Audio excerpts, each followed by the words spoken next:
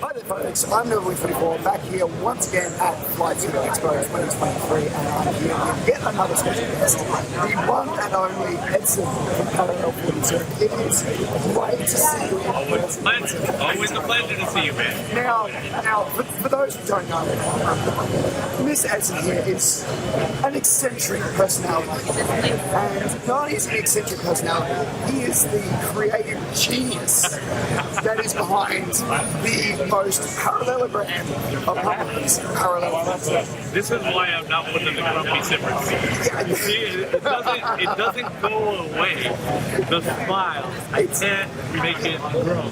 You can't get it. Like, there's no such thing as a grumpy Edson. Thank you. There's not. Unless, no, we won't get it. It's not one of those kind of interviews. So we're here today because Novawing24 has been so instrumental in our community. I got so many that, you've created so many you've created camera series. And for me, one of the greatest things that I've done here, apart from chase play, as a content creator, but I know that's a sore point, so we won't get into that anymore. But I love skate parks, and I got a lot of flack on it, is that when you hang out with skate parks, like, for me, I was just like, I was so insanely excited. What was your inspiration behind skate park? Because for me, it was just like this amazing thing. It was like, how is it overcome? It's interesting, but it took years for that inspiration to be understood.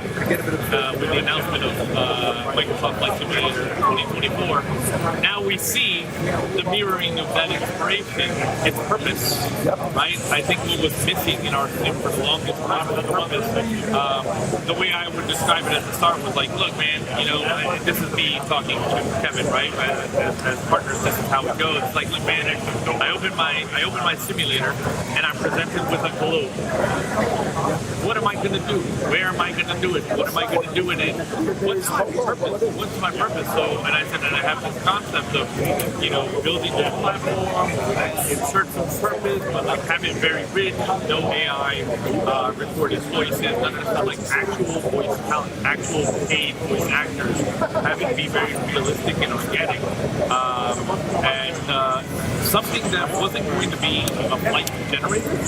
I did not want the Sky Park to be a flight generator. Plenty of those out there, right? You run a script and it's like, here's a pretend flight. I have this theory that work isn't always what you want it to be, right? So on the Sky Park, you can't fly LAX to LAS and LAS to LAX all day long because it's your favorite route, right?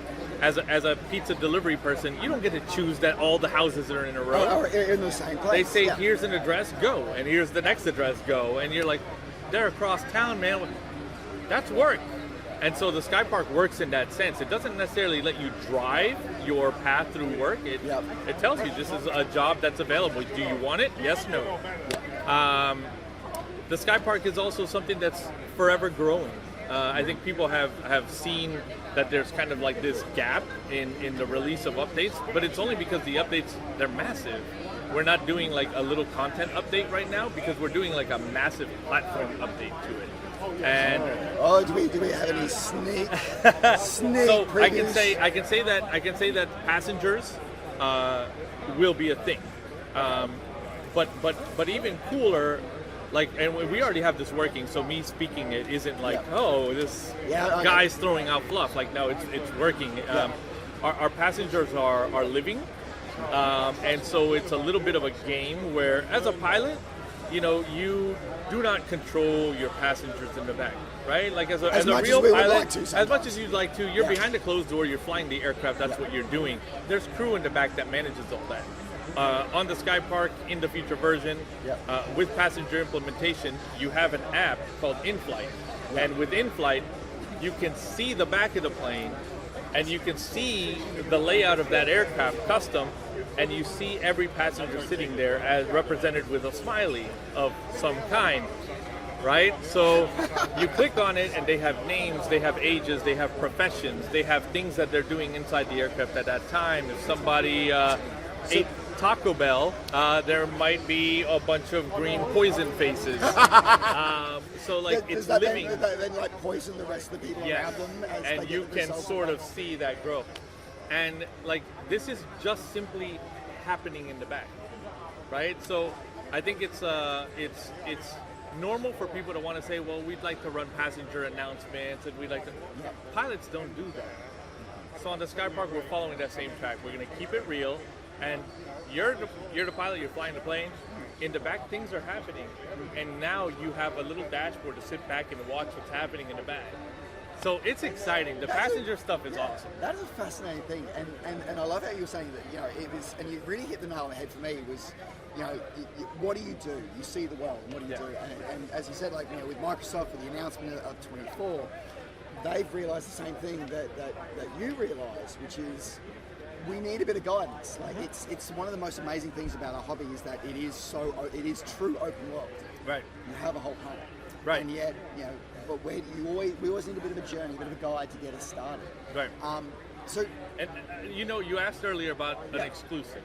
I can give you a little nugget now without any fear of getting in trouble because things are public. get your notepads out, folks. And not that I knew about what was coming. I didn't necessarily know about what was coming with 24. But early on, in the release of Sky Park, we did have a call with Microsoft where we were told that they were also interested in quote-unquote operationalizing the world. And so what that does for us as developers building out software, it almost puts us into a slow motion, right? Because we've got to see what do they mean by operationalizing the world. Are we building against something we won't be able to beat, or are we building the same thing? Or you don't want to take all of your resources and just throw it into this thing that might just be squashed. Yeah, you don't want to duplicate the effort, and as you said, And I can speak to that now, right? Like this is a very large part of why we saw this slowdown on Sky Park development. It's strategy. We're a business. We have to stay active. We have to keep releasing products that we know we can sell right away in order to continue providing longevity to the products that have a longer roadmap, like the Sky Park. Now that we know what's coming in 24.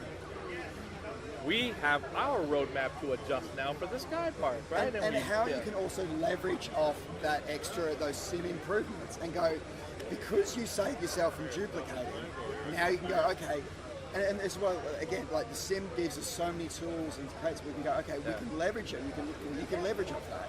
I mean, I'm no coder, I paint aeroplanes pretty colours. But you can leverage off that work that they're doing to bring a better experience to everyone. And it's tough for the consumer sometimes to realize that we're actually saving the value of what they purchased. Yeah. Because ultimately, if we built something that was just instantly replaced by someone else, the value of what they purchased from us through us is now zero. It's now zero. Yeah. So we're protecting that value by just being, applying a little business strategy and just let's wait and see what happens. And now we're going to build. So it's exciting what we have coming for the Sky Park, and I can tell you that it is very much an active product. Very much an active product. In the last year plus, we've seen an incredible boiling over of AI technology, and we are playing with AI APIs. Like we have very advanced stuff happening. So it's exciting. Excellent, and it's really fascinating to see where AI comes. Like, I mean, this sim itself, it has so much power by AI. It's great to see us finding more ways to evolve it. And I have to ask, there's been this really, I've got to ask this. Yeah. There's this fascinating new product that you've been showcasing here as a bit of an exclusive here at Sim Expo.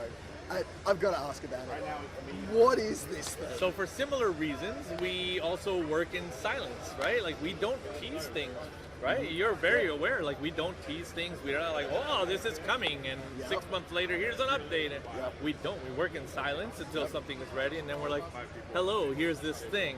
So today, this thing is something we call the Juice Goose, and the Juice Goose is essentially an electric-powered UTV, an off-road vehicle.